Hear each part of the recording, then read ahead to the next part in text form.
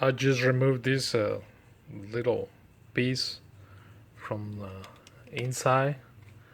This piece came right here, and I'll just take it off. This is the function, but I just take it off because I want to install in here because the handle is broken. It's broken this part right here. So now what I'm thinking to try to fix and save like probably $50 is just install just little piece. You can see right here. Install right here. Just make with the drill. Just put right here. And now,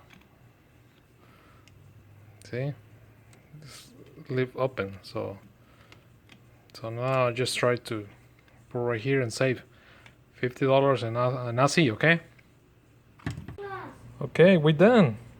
So now just put the little piece and just make two small little holes, and now it's ready. So just say $50. Good luck, man. Okay, we're done.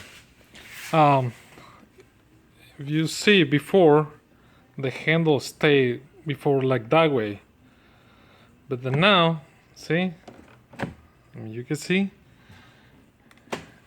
and let me check with the key. So now it's work. Before I need to push this and then just lock, because before the handle stay like that way. So it is like that way, is don't close all the doors except the driver's side door. So now, I mean, it's work. Okay, so good luck, guys.